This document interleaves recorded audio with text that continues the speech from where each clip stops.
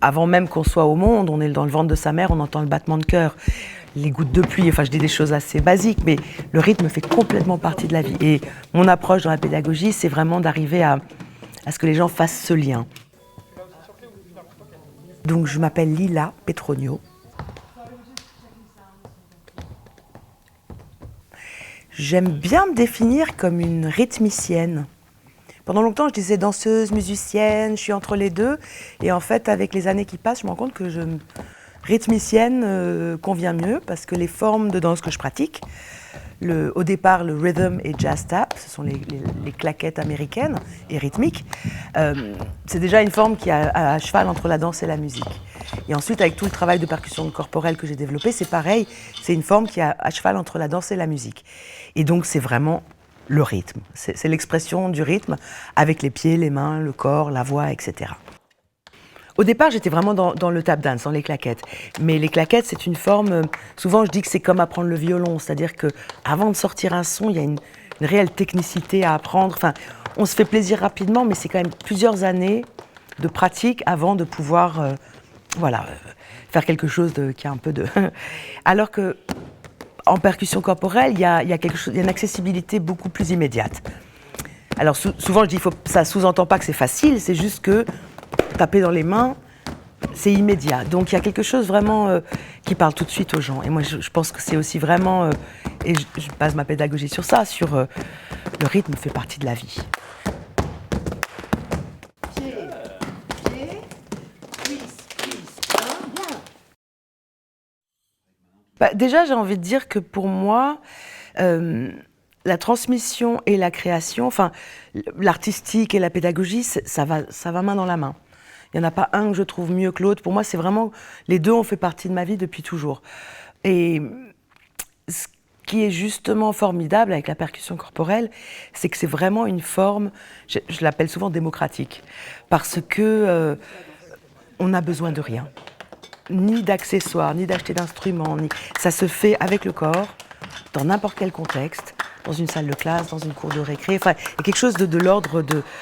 très primaire, très essentiel, qui fait que c'est une forme qui parle à tout le monde.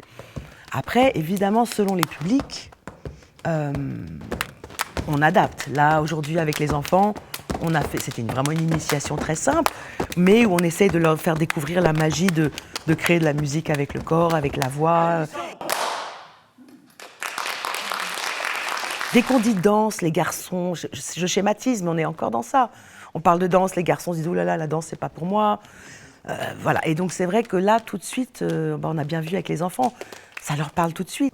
Et j'ai eu des expériences d'ailleurs assez marrantes avec des publics scolaires où on m'a dit après, l'instituteur me disait « Mais c'est fou, le petit Samuel, là, il dit jamais rien, il est toujours au fond. » Et là, il était devant et il montrait aux autres.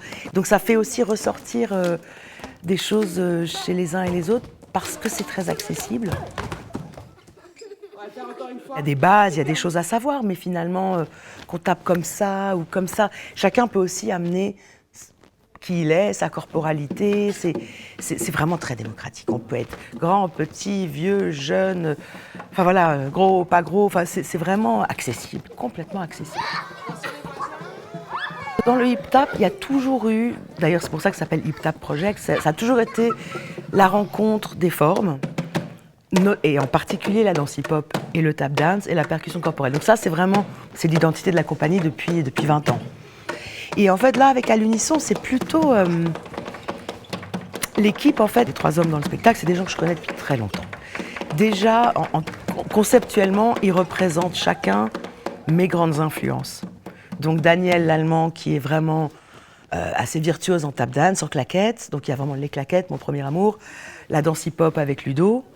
Et Jeb, qui est vraiment dans la percussion corporelle. C'est vraiment mes 3 influences. Donc c'est pas du tout un ego trip, c'est pas mes influences, c'est juste que j'ai voulu montrer, rendre hommage à ces 3 formes artistiques. Et c'est vrai que moi, faisant les 3, un petit peu, enfin le hip-hop je fais moins maintenant, mais fut un temps j'en faisais beaucoup, moi je fais un peu le lien. Jeb, on se connaît depuis 20 ans, c'est un frère. Ludo, c'est pareil, on se connaît depuis très très longtemps. Il a déjà fait partie d'autres projets du hip-tap. Et Daniel, pareil, je le connais dans les claquettes depuis une quinzaine d'années. Donc voilà, c'est vrai que je suis souvent, c'est à la fois une qualité et un défaut, c'est-à-dire que vu que j'ai grandi, je suis une enfant de la balle, la frontière entre le personnel et le professionnel est toujours assez floue, parce que c'est qui je suis. Donc c'est pareil, dans les spectacles, c'est souvent des amitiés. Pas que, mais je veux dire, voilà, c'est les rencontres, c'est des vraies rencontres, et du coup, c'est pas je fais une audition et je choisis le meilleur. Voilà, il y a quelque chose j'ai envie de dire, d'authentique, de vrai, c'est nous, quoi, en fait.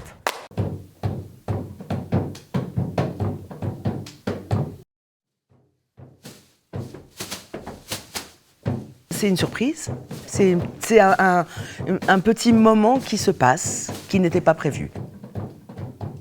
Les gens sont là pour autre chose, et puis tout d'un coup, il se passe quelque chose qui attire l'attention, et ah, tiens.